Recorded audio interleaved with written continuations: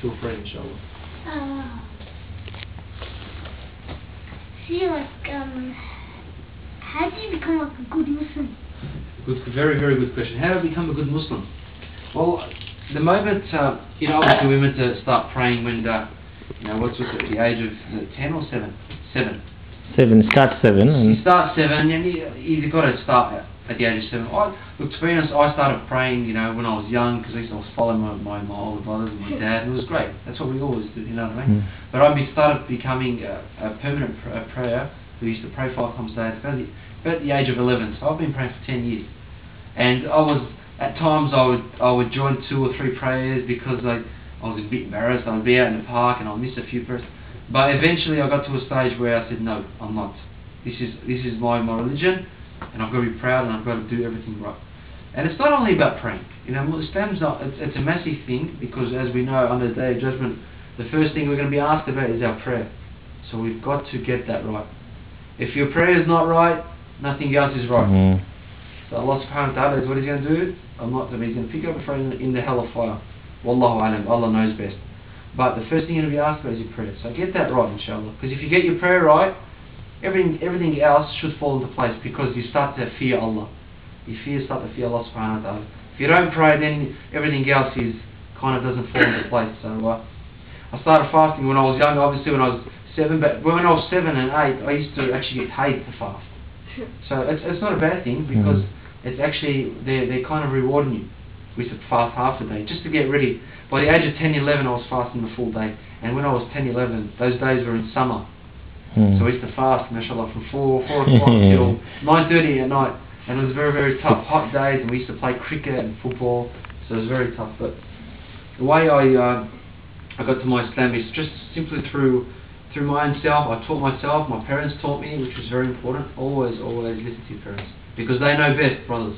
They know best. And you always say, oh, why can't I do this, why can't I do that?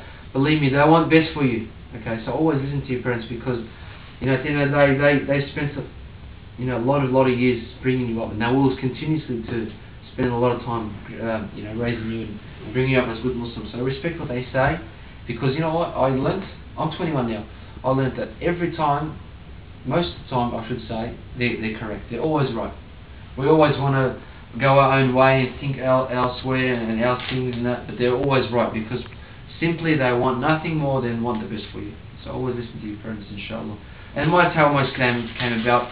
I just got much stronger and stronger and stronger and stronger. In my early days, I used to not get up and pray for Fajr. I used to just pray Fajr when I used to get up and go to school.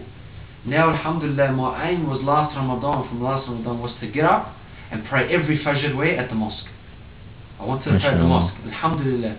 And you don't see many young kids getting up and going to pray at the mosque, because I said, no, I can't be staffed, because shaitan's very strong.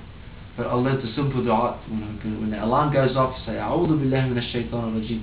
Get up, because the shayateen, they'll run away. So I get up and pray at the mosque. And this has been very, very successful for me. So inshallah, every year I've got goals. Obviously I've got goals in my football, in my career, and I've also got goals in my Islam, how I'm going to become a strong Muslim. Yes. It's true that you played for 3 years for the Bombers? This is my 3rd year now, so alhamdulillah, I've played 20 games. I've been a bit unlucky with injuries. No, I'm playing tomorrow, because, subhanAllah, I was played for about 6 weeks in a row, then I got sick. I got really sick. I was in bed for about a week and a half. And I lost a lot of weight and that, and I've been back for 1 week. I played last week, but when your team wins by a lot of you points... You were made to ball against Geelong. Yeah, I was, alhamdulillah, so, which is good. Someone knows. But alhamdulillah, I'll get there. And one thing Islam teaches us is patience. You know what I mean? Allah loves those who are patient. So I've got to be very, very patient. Because I was playing good football, now I'm not playing in the AFL. I've just got to be patient, because Allah knows best. At the end of the day, I went for the Bombers since you came in. Wallah, mashallah, may Allah reward you. One thing you got to understand, brother, is that Allah subhanahu wa ta'ala is gonna give you your what He's written down for you. Every human being, when they're born, Allah subhanahu wa ta'ala has written down what they're gonna get in this life.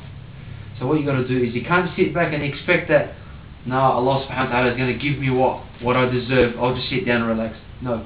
See, I work hard, I continue to work hard, I get better in my training, because I know that if I stick to my faith and my belief in Allah subhanahu wa ta'ala and be patient, Allah's going to provide me. You know what I mean? So alhamdulillah. Any other questions? Yeah. How do we gain respect? Oh, very good question. How do you gain respect? Like I mentioned before, what the Prophet ﷺ said, the best form of dawah is through character. So the character, what I mean by character is behaviour. By having a simple smile on your face. By not being loud, not being disrespectful to people. So this is how you gain respect, just through simple character, your actions. By being respectful, like if someone's talking, you don't stand up and talk over them. If an older person if you're sitting down and an older person comes, you get up and you make them sit because they're older than you and you've got to respect them. So this is how you gain respect from people. Simply, there's this saying, you can't buy respect, you have to earn respect. Now what this means is that you can't go to the shop and say, oh okay, the respect is worth $100 here, here's $100. Oh no, I'll buy respect. Yeah? You've got to earn respect, and you've got to put your hard yards in, you've got to work on your respect. And that doesn't come in one day. It comes over a period. So, do you get where I'm coming from?